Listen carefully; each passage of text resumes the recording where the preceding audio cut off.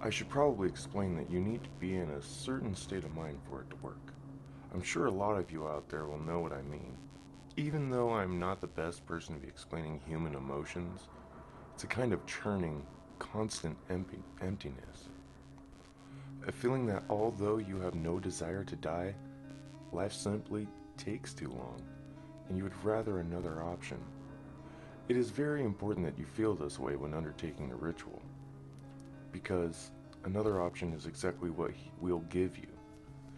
The details are as follows. I've tried to make it as simple as possible and to cut down the cryptic rubbish that my contemporaries often include in these things, but you need to appreciate how hard that is. We don't live by constants as you do. We live by symbolism and meaning. Bread does not sustain us, but the idea of bread makes a very good meal indeed. Still, enough talk. Even if you did want to hear about me, I wouldn't be able to explain it. Apologies for this also, but if you're not a resident of the United Kingdom, you have a little traveling to do. The new world doesn't interest us as much as the old ones. This isn't going to be as convenient as finding an old hospital or a halfway house. You will travel to Suffolk, England, and find a public house called the Queen's Head on the crossroads of four villages: Southwold, Aldeburgh, Dunwich, and Walberswick.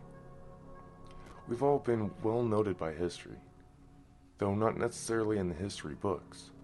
Anyhow, once there, visit the place during the hours of 11 p.m. to 1 a.m.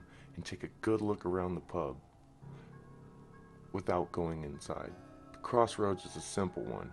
Four towns lie in the different directions, though new roads may not reflect that accurately. Take a compass with you.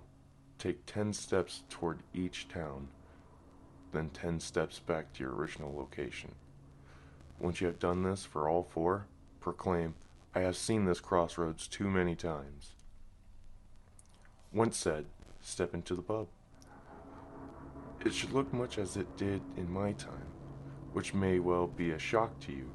Don't worry, you could turn around and leave right at that moment, if you so wish. Go back to your life and read these stories from the safety of your computer screen. If you do decide, however, to continue this course of action, then go to the bar and ask for a glass of the house Malefic. The barman will give you a glass of red wine and accept no payment. Now drink it, and you are exactly halfway to where you want to be. Good. Once it's gone, he will tell you that you've had enough and ask you to leave. Do as he says, for though he is a good friend of mine, he is a spiteful man with an old crow for a wife, and he delights in an excuse for a fight. When you leave, you will find a large black horse outside. Mount it. It's yours. A little gift from me to you, in gratitude for the tasks you've performed so far.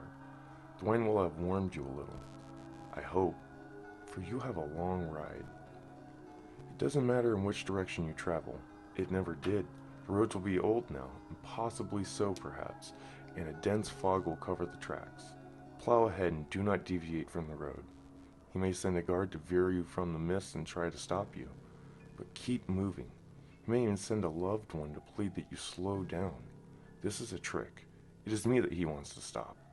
We have never seen eye to eye. The mist will pass, and you will see an end to the road ahead, a gorge of impossible depth.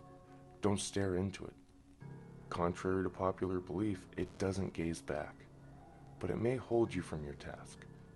And neither of us want that, do we? To continue, you need only do one thing. Ride the horse from the cliffside and plummet into the gorge.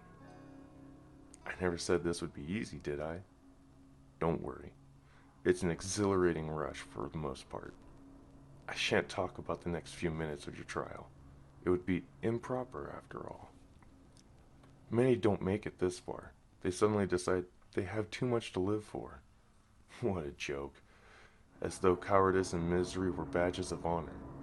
However, those that do have the courage for this, and I commend you, I truly do, will have but one final task ahead of them, the hardest of all.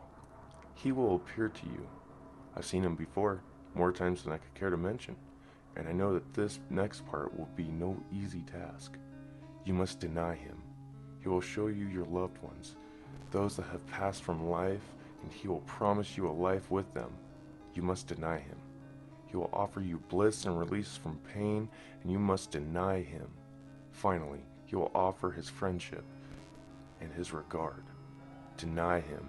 His words are false, and you will find no succor with him. Finally, he will leave. Good. And we will be alone. Now, for your gift, the reward for your efforts, no problem to being like me. I will touch you upon the forehead once, and you will awake in the bed you find most comfortable. From this point on, you will be possessed of an irresistible charisma, and disease will never trouble you. No wound will harm you, and no argument will sway you. You will be one of my children, and you will recognize others I have dealt with by the black fingerprint on their foreheads. The only catch? There isn't one. I'm not like him. I don't deal in punishment. I reward my children.